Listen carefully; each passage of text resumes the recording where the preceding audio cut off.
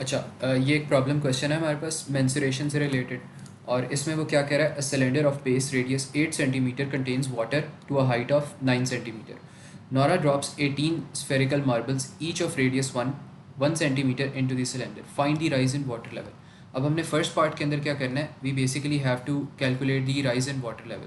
जो भी हमारे पास जो स्फेयर्स हैं उनको सिलेंडर के अंदर फेंकने के बाद जो राइज आ रहा है वाटर लेवल के अंदर, वो हमने क्या करना है, वो हमने कैलकुलेट करना है। तो जितने भी हमारे पास यहाँ पे स्फेयर्स हैं उनका अगर हम वॉल्यूम कैलकुलेट कर लें तो हमारे पास क्या आ जाएगा, राइज इन वाटर लेवल आ जाएगा। तो हो क्या रहा था, यहाँ पे आपके पास एक सिलेंडर है और इनिशियली इसके अंदर क्या हो रहा है, इनिशियली इस सिलेंडर के अंदर आपके पास यहाँ पे वाटर पड़ा हुआ है। और वाटर जो पड़ा हुआ है वो कितनी हाइट पे पड़ा है, 9 सेंटीमीटर वाली हाइट के ऊपर पड़ा हुआ है। लेकिन जैसे ही आपने यहाँ पे मार्बल्स ऐड कर दिए, जो आपके पास वाटर है उसकी हाइट थोड़ी सी और इंक्रीज़ कर गई और यहाँ तक अब आपके पास वाटर आ गया, यहाँ से जंप करके वाटर यहाँ तक आ गया। तो ये यहाँ पे पूरा सिनेरियो हो रहा है इसके अंदर। अब आपने क्या करना है, rise in water level calculate करना है। तो अगर आप जितना भी आपके पास स्फेयर्स का वॉल्यूम है वो आप कैलकुलेट कर लोगे तो आपके पास राइज इन वाटर लेवल आ जाएगा। तो स्फेयर्स का जो वॉल्यूम का फॉर्मूला होता है वो होता है 4/3 into pi into r cube. अब हमने क्या करना है, इसके अंदर वैल्यू सिर्फ प्लग इन करनी है। अब हमारे पास जो स्फेयर्स हैं वो कितने हैं, 18 स्फेयर्स हैं। तो 18 को आपने मल्टीप्लाई करना है 4/3 पाई इंटू 1 क्यूब से। 1 क्यूब से इसलिए मल्टीप्लाई करना है बिकॉज हमारे पास यहाँ पे जो स्फेयर्स आ रहे हैं उनका रेडियस कितना है, 1 सेंटीमीटर का रेडियस है। तो जब आप इन सबको मल्टीप्लाई करोगे तो आपके पास जो वॉल्यूम की वैल्यू आएगी वो आएगी 24 पाई के equal to, which should be equal to rise in water level. जो यहाँ से 9 सेंटीमीटर के ऊपर आपके पास जितना भी वाटर राइज किया उसकी वैल्यू आपके पास आ जाएगी यहाँ पे। तो ये आपके पास ये फर्स्ट पार्ट का आंसर था। इस तरह फिर सेकंड पार्ट में आप लोगों ने क्या करना है, सेकंड पार्ट में you basically have to calculate the total surface area of the cylinder that is in contact with water, giving your answer in terms of pi. अब इसमें टोटल सरफेस एरिया आपने अगर सिलेंडर का calculate करना है तो आपके पास सबसे पहले अगर आप नोटिस करोगे सिलेंडर में, तो जहाँ पे वाटर पड़ा हुआ है सिलेंडर के ऊपर, एक तो ये जो बॉटम वाला पार्ट है सिलेंडर का जो कि एक सर्कल है, वो आपके साथ वाटर के साथ कांटेक्ट में होगा। तो आपने क्या करना है, सबसे पहले अगर टोटल सरफेस एरिया कैलकुलेट करना है तो आपने जो भी आपके पास सर्कल आ रहा है, सर्कल का एरिया का जो फॉर्मूला है वो आपने यहाँ पे ऐड करना है। फिर आपने क्या करना है, जो कर्व सरफेस एरिया आ रहा है, जो इस पूरी सिलेंडर का ये वाला कर्व सरफेस एरिया आ रहा है, इसको आपने कैलकुलेट करना है बिकॉज ये भी वाटर के साथ कांटेक्ट में है। तो जो कर्व सरफेस एरिया का फॉर्मूला होता है, it is equal to 2 pi r H.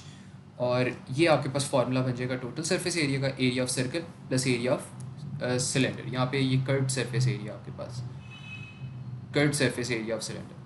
अब इनके फार्मूलेज यहाँ पे मैंने लिख दिए हैं। अब आपने क्या करना है, अब अच्छा एक जो यहाँ पे हमारे पास एक ट्रबल आ रही है ना, यहाँ पे फार्मूला तो हमने यहाँ पे लिख लिया, बट जो हमारे पास यहाँ पे हाइट है, हाइट हमारे पास नहीं है। हमारे पास पुरानी वाटर की हाइट पड़ी है जो कि 9 सेंटीमीटर। लेकिन अब हमने क्या करना है, अब हमने जब हमने स्फेयर्स ऐड कर दिए सिलेंडर के अंदर, उसके बाद जो नया हमारे पास राइज आया वाटर के अंदर, उसके लिए हमने टोटल हाइट फाइंड करनी है।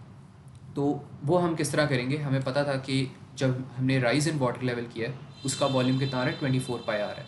तो हमने क्या कर दिया, इस वॉल्यूम को हमने इक्वल टू कर दिया with the formula of the volume of cylinder. अब जो हमारे पास वॉल्यूम ऑफ सिलेंडर का फार्मूला था that was equal to pi r square h. तो ये जो हमारे पास राइज इन वाटर लेवल की वैल्यू आ रही थी जो कि 24 पाई थी, उसको हमने इक्वल टू कर दिया पाई आर स्क्वायर एच के इक्वल टू।